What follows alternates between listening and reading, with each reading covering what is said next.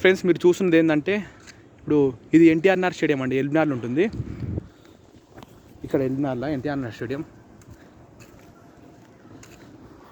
ఇక్కడ ఏమైందంటే ఒకప్పుడు మన రేవంత్ ఏం చేసినంటే, సీఎం రేవంత్ సార్ ఏం చేసినంటే ఇక్కడ ఏమైంది, ఆయన ఒక పార్టీ పెట్టిండు. అంటే పార్టీ ఒక ఇట్లా పెట్టిండండి. అదేంటంటే ఇట్లా అంటే అంత ఒక ఉంటుంది, మీటింగ్ ఉంటుంది కదండి. ఇంకొక మీరు చూడండి అంత కావాల్సి ఒకప్పుడు పెట్టిండ. మీకు మా సిటీలో ఉన్న వాళ్ళు కూడా చాలామంది వచ్చారు నాకు తెలిసి. కానీ ఇప్పుడు నేను వచ్చి ఏం అంటే ఇంకో పార్టీ ఎక్కడ నేను చూపిస్తాను, ఒక నిమిషం ఆగండి.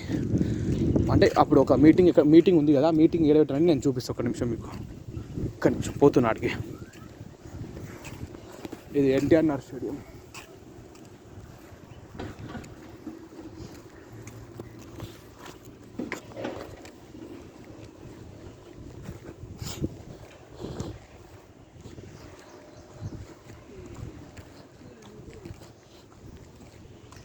ఇంకో ఇక్కడ పెట్టారు పార్టీ, ఒకప్పుడు ఇక్కడనే అయింది. ఇక్కడ రేవంత్ సార్ ఏం చేశారంటే పార్టీ పెట్టిన ఒకప్పుడు పెట్టి ఇంకోటి మీటింగ్ పెట్టారు. మీ క్వశ్చన్లో కూడా గుర్తుంటా అనుకుంటా.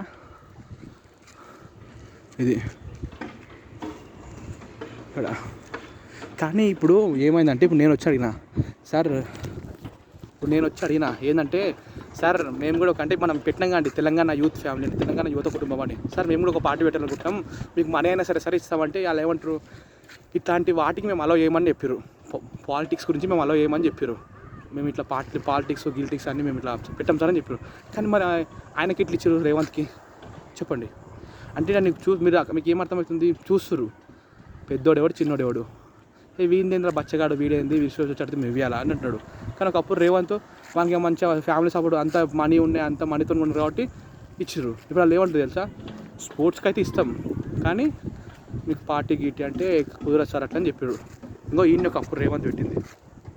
అంటే మీకు అర్థమవుతుంది కదండి, ఒకడు పెద్దోళ్ళకి ఇస్తారా చిన్నోళ్ళకి, అంటే మాలాంటి యువతకి ఇయ్యారా పార్టీ పెడతా ఇట్లా పెట్టి మనీ ఇస్తేనే నేను అన్న, మనీ ఇస్తేనే పెడతాం సార్ అన్న.